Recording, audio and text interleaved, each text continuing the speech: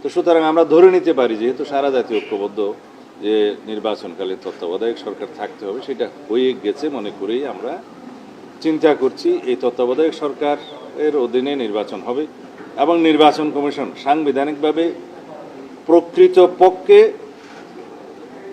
আক্ষরিকভাবে স্বাধীন হলেও বাস্তবভাবে স্বাধীন ছিল না। সুতরাং তাকে তার নিয়োগ প্রক্রিয়াটা এমনভাবে করতে হবে যাতে নির্বাচন কমিশন কার্যক্রমে সত্যিকারভাবে স্বাধীন হয়। সেই লক্ষ্যে সবাই সাজেস্ট করেছে, সবাই অভিমত প্রকাশ করেছে যে নির্বাচন কমিশনের গঠন প্রণালীটা এমন একটি কমিটির মাধ্যমে হতে হবে সেখানে সরকারি দল, বিরোধী দল সবারই অংশগ্রহণ থাকতে হবে। তো এই প্রক্রিয়ার মধ্য দিয়ে নির্বাচন কমিশন গঠন সংক্রান্ত সংবিধানের 118 অনুচ্ছেদের সাবসেকশন 1 অনুসারে নির্বাচন কমিশন যেখানে গঠন করার কথা বলা আছে সেখানে একটা কমিটি সাজেস্ট করা হচ্ছে যেখানে সবাই ঐকমত্য পোষণ করেছে। আমি নিজে প্রস্তাব করেছি সেই জায়গায় আমরা আমাদের দলের অবস্থান থেকে শুধুমাত্র সাংবিধানিক প্রতিষ্ঠান হিসেবে নির্বাচন কমিশন গঠন সংক্রান্ত এই জায়গায় আমরা একমত, কিন্তু অন্যান্য যে সমস্ত সাংবিধানিক প্রতিষ্ঠান এবং সংবিধিবদ্ধ প্রতিষ্ঠানের ক্ষেত্রে সংবিধানে নিয়ে আসার জন্য আইন সংশোধনের যে প্রস্তাব করা হয়েছে তার সাথে আমরা একমত না হয়ে শুধুমাত্র নির্বাচন কমিশনের ক্ষেত্রে আমরা একমত হয়েছি এই কন্ডিশনে।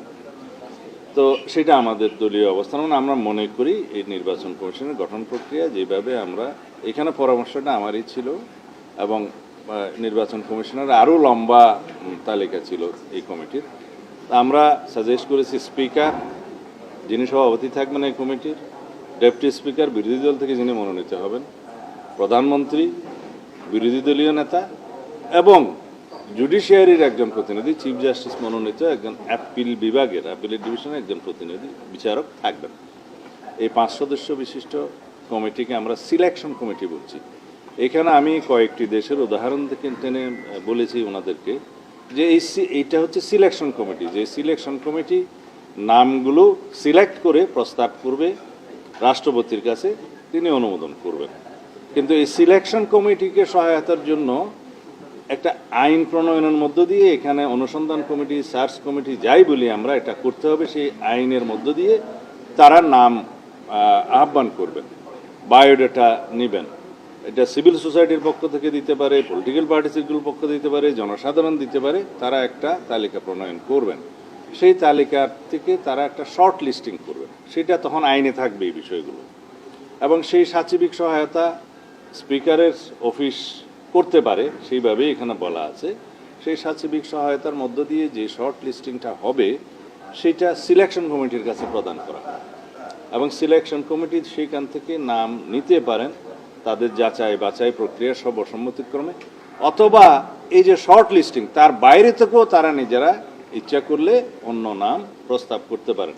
সেইটার একটা স্বাধীনতা এখানে রাখা আছে। আমি এটা অন্য একটা দেশের উদাহরণ টেনে তাদের আইনের প্রক্রিয়ার মধ্যে করেছি, যেমন চিফ ইলেকশন কমিশনার এবং ইলেকশন কমিশনার, যেটাকে আমরা ইলেকশন কমিশন বললে হয়, এটার গঠন সংক্রান্ত অ্যাপয়েন্টমেন্ট, তাদের রুলস সার্ভিস ইত্যাদি যেখানে এনাক্টমেন্ট করা আছে, এটা কিন্তু যে দেশের কথা বললাম সেখানে কিন্তু সংবিধানে নেই, আইনে আছে।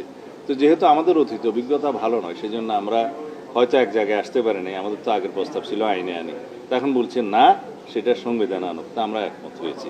তো সংবিধানে আনলে তখন আমরা বলেছি আপার বডি হবে সিলেকশন কমিটি এবং তাকে সহায়তার জন্য সাচিবিক সহায়তা যারা দিবেন স্পিকারের অফিস, এবং সেই এখানে একটা অনুসন্ধান হবে, নাম আহ্বান করা হবে এবং সেই শর্ট লিস্টিংয়ের মধ্য দিয়ে স্ক্রুটিনি হবে, তারা সিলেকশন কমিটির কাছে দিবে, সিলেকশন কমিটি সেখান থেকে বাছাই করতে পারে, অথবা নিজেদের উদ্যোগে এই কমিটি আরও নাম নিজেরাও প্রস্তাব করতে পারবেন, তবে সেটা হবে সর্বসম্মতিক্রমে।